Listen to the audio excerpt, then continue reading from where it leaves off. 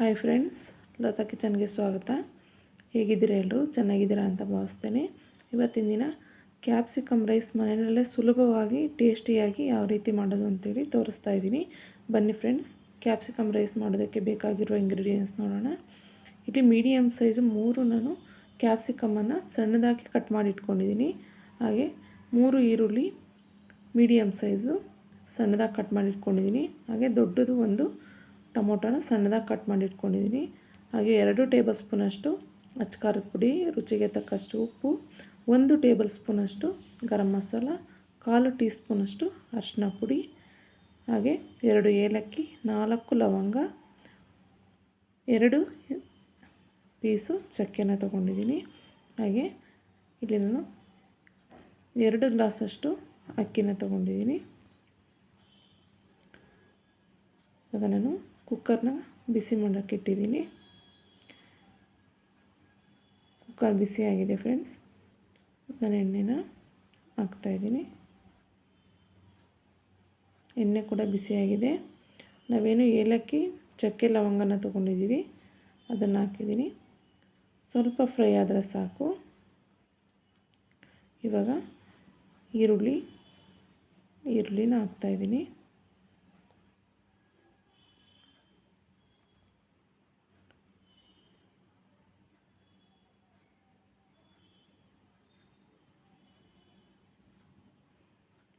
ಈರುಳ್ಳಿ ಸ್ವಲ್ಪ colour change ಆಗಬೇಕು, ಅದುವರೆಗೂ ಫ್ರೈ ಆಗಬೇಕು.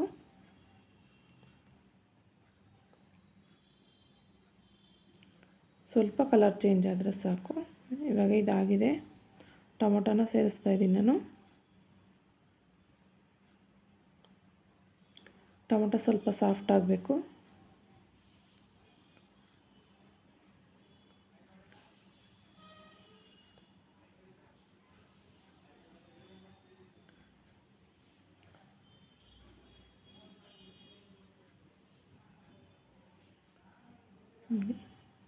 ಇವಾಗ ಟೊಮೊಟೊನು ಸಾಫ್ಟ್ ಆಗಿದೆ. ಕ್ಯಾಪ್ಸಿಕಮ್ ಹಾಕ್ತಾಯಿದ್ದೀನಿ.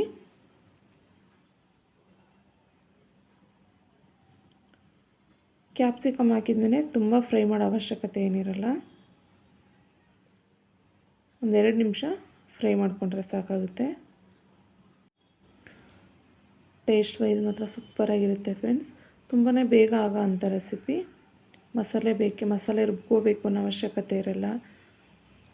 ತುಂಬ ಅಂದರೆ ತುಂಬಾ ಬೇಗ ಆಗುತ್ತೆ. ಎಲ್ಲ ರೆಡಿ ಮಾಡಿ ಇಟ್ಕೊಂಡ್ರೆ 10-15 ನಿಮಿಷದಲ್ಲಿ ಕ್ಯಾಪ್ಸಿಕಮ್ ರೈಸ್ ರೆಡಿಯಾಗಿ ಹೋಗುತ್ತೆ. ಖಂಡಿತವಾಗ್ಲೂ ಟ್ರೈ ಮಾಡಿ. ಇವಾಗ ನಾನು ಅರಿಶಿನ ಪುಡಿನ ಸೇರಿಸ್ತಾ ಇದ್ದೀನಿ.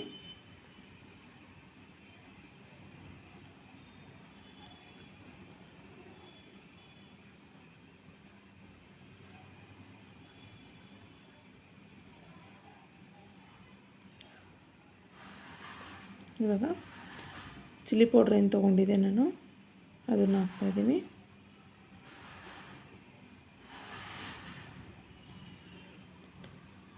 ನೀವು ಚಿಲ್ಲಿ ಪೌಡ್ರ್ ಬೇಡ ಅಂದರೆ ಹಸಿಮೆಣ್ಸಿನ್ಕಾಯಿ ಕೂಡ ಬಳಸ್ಬೋದು. ನಾನು ಹಸಿಮೆಣ್ಸಿನ್ಕಾಯಿ ನಮ್ಮ ಮನೆಯಲ್ಲಿ ಕಡಿಮೆ ಬಳಸೋದ್ರಿಂದ ನಾನು ಅಚ್ಚ ಪುಡಿನ ತೊಗೊಂಡಿದ್ದೀನಿ. ಹಾಗೆ ನಾನಿಲ್ಲಿ ಗರಂ ಮಸಾಲೆ ಬಳಸ್ತಾಯಿದ್ದೀನಿ.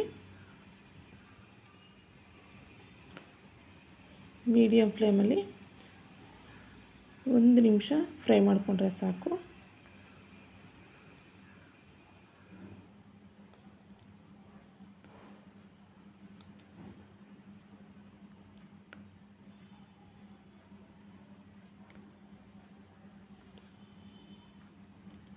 ಹಾಗೆ ನಾನು ತೊಳೆದಿಟ್ಕೊಂಡಿರೋ ಅಕ್ಕಿನ ಹಾಕ್ತಾಯಿದ್ದೀನಿ.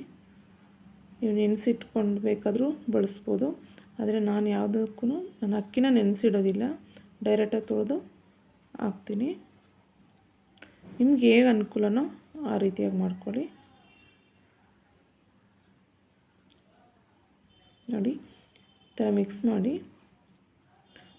ನಾನು ಆಲ್ರೆಡಿ ಬಿಸಿ ನೀರು ಕಾಯಿಸಿಟ್ಟಿದ್ದೆ, ಹಾಗಾಗಿ ನಾನು ಬಿಸಿ ನೀರನ್ನು ಬಳಸ್ತಾ ಇದ್ದೀನಿ. ಬೇಗ ಆಗುತ್ತೆ ಅನ್ನೋ ದೃಷ್ಟಿಯಿಂದ. ಇಲ್ಲಿ ನಾನು ಬಿಸಿ ನೀರನ್ನು ಏನು ಕಾಯಿಸಿಟ್ಕೊಂಡಿದ್ದೀನಿ ಅದನ್ನು ಬಳಸ್ತಾ ಇದ್ದೀನಿ. 1 ಗ್ಲಾಸ್ ಅಕ್ಕಿಗೆ 2 ಗ್ಲಾಸ್ ನೀರು ಅಳತೆ. ಆಲ್ರೆಡಿ ನಾನು ನೀರನ್ನು 1 ಗ್ಲಾಸ್ಗೆ 2 ಗ್ಲಾಸ್ ರೀತಿ ಅಳತೆ ಮಾಡಿ ಬಿಸಿ ನೀರು ಕಾಯಿಸಿಟ್ಕೊಂಡಿದ್ದೀನಿ. ಅದನ್ನೇ ಬಳಸ್ತಾ ಇದ್ದೀನಿ ಇಲ್ಲಿ. ಸರಿ ಮಿಕ್ಸ್ ಮಾಡಿಕೊಡಿ.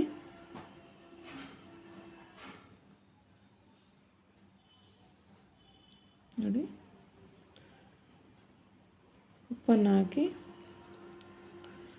ಇವಾಗ ನಾವು ಉಪ್ಪು ಖಾರ ಏನು ಬೇಕು ಅಂತ ನೋಡಿಕೊಂಡು ಟೇಸ್ಟ್ ನೋಡಿಬಿಟ್ಟು ಬೇಕು ಅಂದರೆ ಹಾಕ್ಕೋಬೋದು. ಇವಾಗ ನಾನು ರುಚಿಗೆ ತಕ್ಕಷ್ಟು ಉಪ್ಪನ್ನು ಸೇರಿಸ್ತಾ ಇದ್ದೀನಿ. ಕುದಿ ಬರಬೇಕು, ತುಂಬ ಉದುದ್ರಾಗುತ್ತೆ, ತಲೆ ಹಿಡಿಯಲ್ಲ ಅನ್ನೋ ದೃಷ್ಟಿಯಿಂದ ಕುದಿ ಬಂದಮೇಲೆ ನಾವು ಕುಕ್ಕರ್ ಲಿಡ್ನ ಕ್ಲೋಸ್ ಮಾಡಬೇಕು.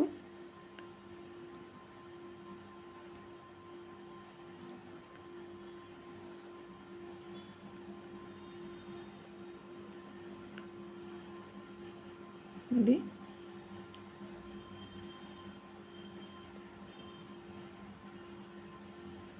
ಹಸಿಮೆಣಸಿನ್ಕಾಯಿ ಬಳಸಿದ್ರೆ ಇನ್ನೂ ಟೇಸ್ಟ್ ಚೆನ್ನಾಗಿರುತ್ತೆ. ಬೇಕಂದರೆ ನೀವು ಬಳಸ್ಕೋಬೋದು. ನೋಡಿ ಫ್ರೆಂಡ್ಸ್, ಕುಕ್ಕರ್ ಲಿಡ್ನ ಕ್ಲೋಸ್ ಮಾಡ್ತಾಯಿದ್ದೀನಿ ನಾನು. 2 ವಿಷಲ್ ಬರಬೇಕು. ನೋಡಿ, 1 2 ವಿಷಲ್ ಆಗಿದೆ. ಕುಕ್ಕರ್ ಕೂಡ ಕೂಲ್ ಆಗಿದೆ.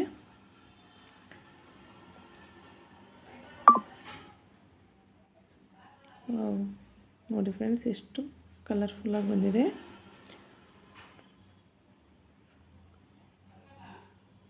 ಸ್ವಲ್ಪ ನೀಟಾಗಿ ಮಿಕ್ಸ್ ಮಾಡಿಕೊಡಿ. ಕ್ಯಾಪ್ಸಿಕಮ್ ಎಲ್ಲ ಕೆಳಗಡೆ ಇರುತ್ತೆ ನೋಡಿ, ಎಷ್ಟು ಉದುದ್ರಾಗಿ ಬಂದಿದೆ ನೋಡಿ.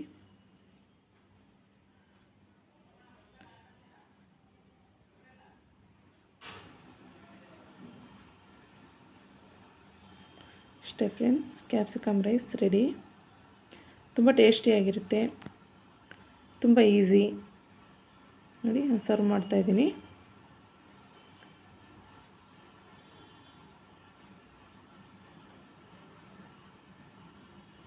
ಇನ್ನು ಯಾರೆಲ್ಲ ನನ್ನ ವಿಡಿಯೋನ ಸಬ್ಸ್ಕ್ರೈಬ್ ಮಾಡ್ಕೊಳ್ದೆ ಹಾಗೆ ವಿಡಿಯೋ ನೋಡ್ತಾಯಿದ್ರೆ ಪ್ಲೀಸ್ ನನ್ನ ಚಾನಲ್ನ ಸಬ್ಸ್ಕ್ರೈಬ್ ಮಾಡ್ಕೊಳ್ಳಿ. ಹಾಗೆ ಈ ವಿಡಿಯೋ ಇಷ್ಟ ಆಗಿರೋ ಲೈಕ್ ಮಾಡಿ, ಶೇರ್ ಮಾಡಿ, ಫ್ಯಾಮಿಲಿ ಫ್ರೆಂಡ್ಸ್ಗೆಲ್ಲ ಶೇರ್ ಮಾಡಿ. ಹಾಗೆ ನಿಮ್ಮ ಅನಿಸಿಕೆ ಅಭಿಪ್ರಾಯನ ಕಮೆಂಟಲ್ಲಿ ತಿಳಿಸೋದು ಮರಿಬೇಡಿ ಫ್ರೆಂಡ್ಸ್. ನೋಡಿ, ಸ್ವಲ್ಪ ಕೊತ್ತಂಬರಿ ಸೊಪ್ಪನ್ನು ಮೇಲ್ಗಡೆ ಥರ ಉದುರಿಸಿದ್ರೆ ಆಯಿತು.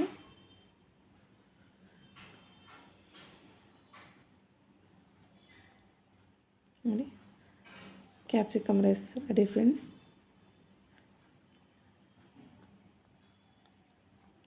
ಈ ವಿಡಿಯೋ ನಿಮ್ಗೆ ಇಷ್ಟ ಆಗಿದೆ ಅಂತ ಭಾವಿಸ್ತೇನೆ.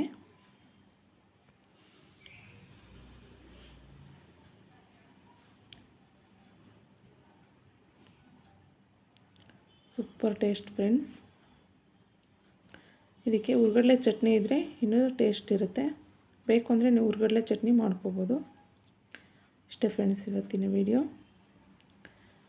ಈ ವಿಡಿಯೋಗೆ ಒಂದು ಲೈಕ್ ಕೊಡೋದು ಮರಿಬೇಡಿ friends. Thank you for watching.